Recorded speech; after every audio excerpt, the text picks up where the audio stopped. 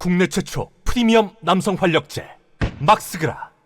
조국은 6년 전에 이런 얘기를 했네요. 2017년에. 한국에서 의원 내각제 도입은 머나먼 미래의 일입니다. 6년 후가 머나먼 미래는 아니죠. 몇 년 안 지난 건데 조국이 어떡하나? 내각제는 단어는 절대 죽어도 안 쓰겠지만 그것과 유사한 자기도 내각제라고 인정을 한 국무총리 국회 복수 추천제를 김진표 의장이 개헌안으로 껴넣으려고 하는 게 많이 눈에 보이는데 어쩌려고 그러나. 조국이 한 언급 중에 일부분이에요. 현재 일각에서는 대통령의 권력 분산을 요구하며 국무총리를 국회에서 선출 또는 추천하도록 하자는 논의가 있습니다. 대통령과 국회 모두 선출된 권력으로 민주적 정당성을 갖습니다. 그러나 대통령제 하에서는 관계 정립을 제대로 해야 합니다. 만약 국무총리를 국회에서 선출 또는 추천할 경우에 대통령과 총리 사이에는 항상 긴장 관계가 유지될 가능성이 큽니다. 만약 여소야대 상황이 되면 대통령과 국회에서 선출한 또는 추천한 총리가 정당을 달리하게 됩니다. 이 경우 이중 권력 상태가 계속되어 국정 운영이 어려워질 가능성이 높습니다. 이 조국 민정수석의 논리는 제가 내각제 국무총리 국회 복수 추천제 요거 반대할 때 논리로 쓰면 되겠네요. 조국의 논리를. 이중 권력이 되는 거예요. 국회에서 추천한 국무총리를 임명을 했는데 대통령이 그러면 항상 긴장 관계가 유지되고 여소야대 상향되면 이중 권력이 돼버리고 이러면은 굉장히 혼란스러워지는 거죠. 전국이. 조국의 논리 맞네요.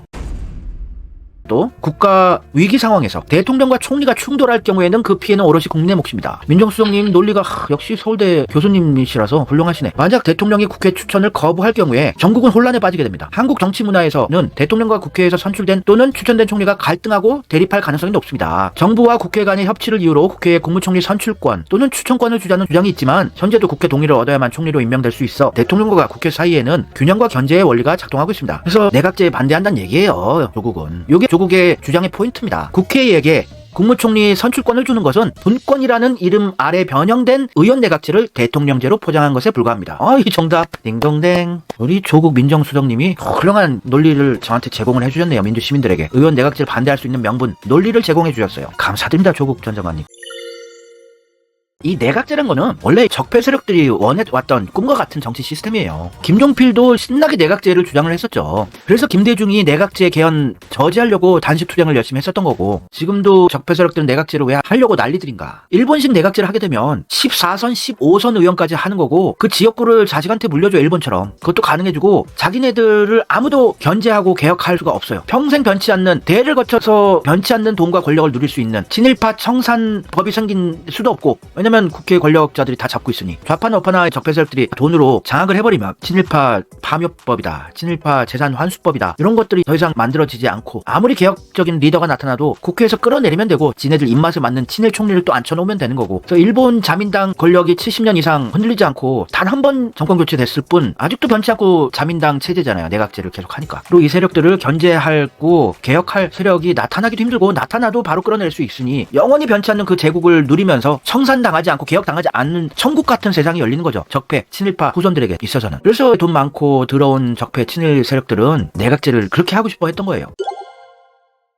그래서 보수 쪽에서는 계속 내각제를 주장했지만 안 되니까 전략을 완전히 발상에 전환을 해서 문재인과 같은 밀정, 좌파의 심어놓은 밀정을 이용해서 내각제 개헌에 물꼬를 트게 된 거예요. 굉장히 성공적인 전략이었습니다. 지금 내각제 개헌 많이 진행되었어요. 판 다 깔렸어요. 책임 총리제까지 비슷하게 하고 있고 문재인 정권 때부터 지금까지 계속해서. 내각제 개헌할 수 있는 윤석열 정권에다가 김진표 국회의장에다가 이광재 국회 사무총장에다가 김도비 국회 법사위원장에다가 내각제 개헌할 수 있는 판은 다 깔아놓은 거예요. 이게 문재인과 적폐, 홍석현 이런 세력들의 수십 년간의 거대한 빌드업 과정에서 계속 실패를 다가 새로운 발상의 전환으로 문재인을 바지사정 앉혀서 많이 진전을 이뤄낸 상황이에요. 지금 마지막이고 얘들도 이번엔 내각제 개헌 못하면 앞으로 거의 불가능해지는 판이 깔리니까 목숨 걸고 최후의 전투를 하고 있는 상황이에요. 이재명도 이걸 모를 바보도 아니고 저도 이제 깨어나서 여러분들과 함께 계속 선제 타격을 하고 저격을 하면서 내각제 개헌의 음모를 저지해낼 것이고 이러면은 내년에는 이재명 정권 창출된다고 저는 확신을 하고 있어요.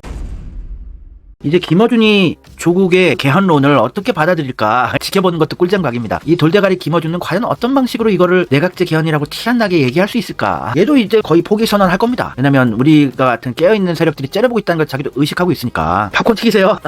김어준도 내각제 개헌 약팔이를 언젠간 해야 되는데 안 걸리고 어떻게 하나. 대가리가 깨질 거예요. 재밌어. 그래서 여러분들이 유튜브 채널도 잘 골라서 보시면 이렇게 팝콘각으로 정치를 바라볼 수 있는 것이고 그냥 수박 겉핥기식 채널만 보시면은 정치판을 제대로 인식을 못하고 걱정만 하고 이러는 거예요. 근데 조민은 자기가 있는 애는 아니고 좀 애가 철이 없더라고요. 그냥 조민은 제가 악마화 하고 싶지 않습니다. 그냥 철없는 금수저 집안 딸.